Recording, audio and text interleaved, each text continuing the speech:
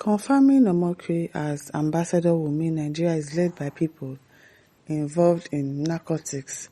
Tinubu ex-aide won Senate.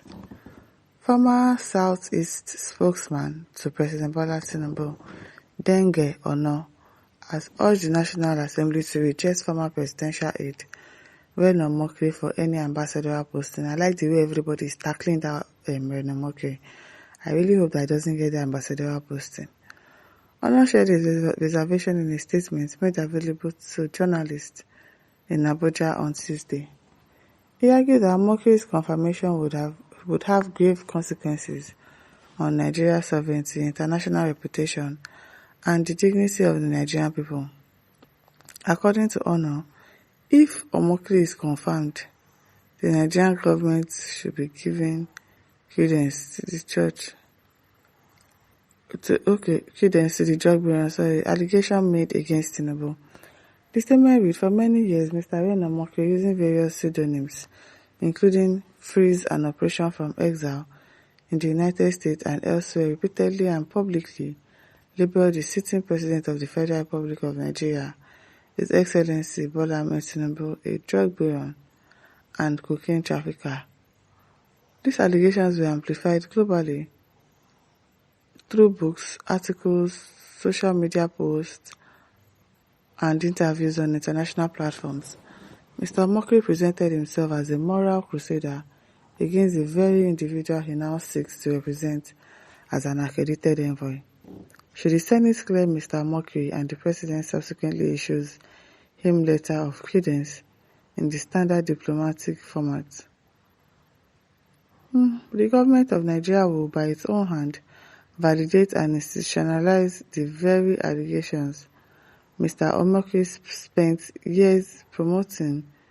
The letter of credence signed by the President and countersigned by the Minister of Foreign Affairs will contain language that effectively declares that His Excellency Bola Ahmed Tinubu is the only legitimate President of the Republic of Nigeria, and that Mr. Reno Omokri enjoys the full trust and confidence of the President, that Mr. Omokri is empowered to speak and act on behalf of the President and the Federal Republic in all matters.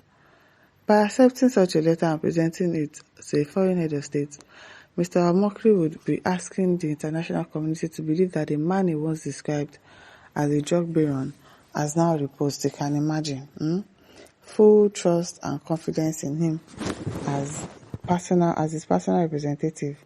This is not merely ironic.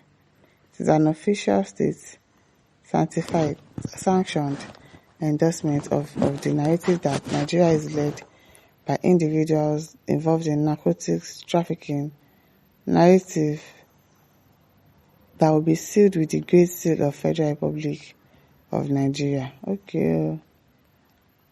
Onoh further said that the damage to Nigeria's reputation would be incalculable. He highlighted them, thus foreign government and intelligence agencies already on record with Mr. Omokri's past allegations will have documentary proof that Nigeria itself acknowledges the substance of those claims by elevating the accuser to his highest diplomatic rank. I really actually like this. And that Reno needs to be taught a lesson.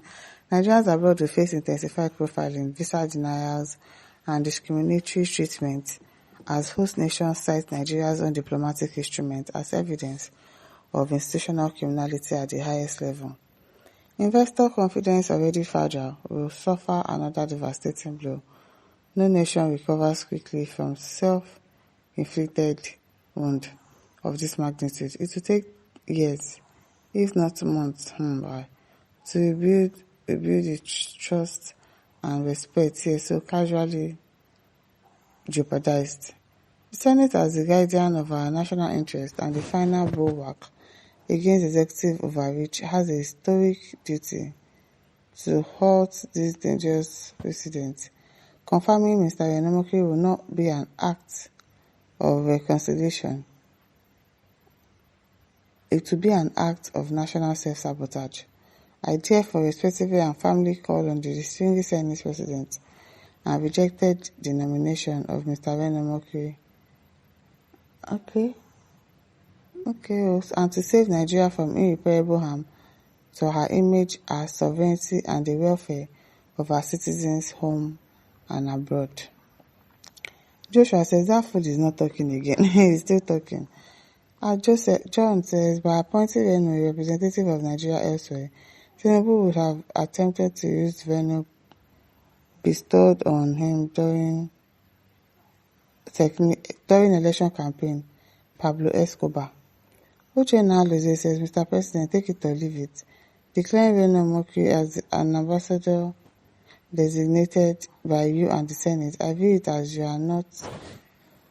as not only a national tragedy but as a collateral damage to the already battered image of the country outside the country. Please give it a second thought. I hope they do. Ponna Emeka says, please pour out the facts. We want to hear everything about the double standard. Now, wow, it is well. Philip says, law, drug. Olubengamone says, what you sow, you reap. Eventually, Mr. Omokri, can you represent the drug baron as an ambassador as cocaine fisher in another foreign country? What am I saying? You are very funny. Jeremiah says, Tinubu has never denied drug access, especially as Atiku litigates it in the USA. Tammy says, what do you expect from people from Igbo land concerning Omokri, who is a terror to their scam brother, Peter Obi? You are not okay. You are not okay. Kechiko says, when Omokri is bad omen, both locally and internationally. Adlucky says, sure. Ebulu says, how can this regime compound issues by thinking of making a man of questionable character, like a Omokri ambassador? You can imagine. Says, well, Kame says that Omokri will leak Nigeria's secret to foreign countries. His mouth is not good. Especially when they promise him plenty money. His mouth is not good for such job. Tinubu don't praise him yet. He will give highly diplomatic to handle. That guy is good for PA or SA job. Period. Okay. Begi. Ishusman says, Omokri is totally not fit and qualified to be an ambassador of Nigeria. Anywhere. I'm telling you, anywhere. He doesn't deserve it. Don Bulu says, let the Senate disqualify him to serve as a deterrent to others.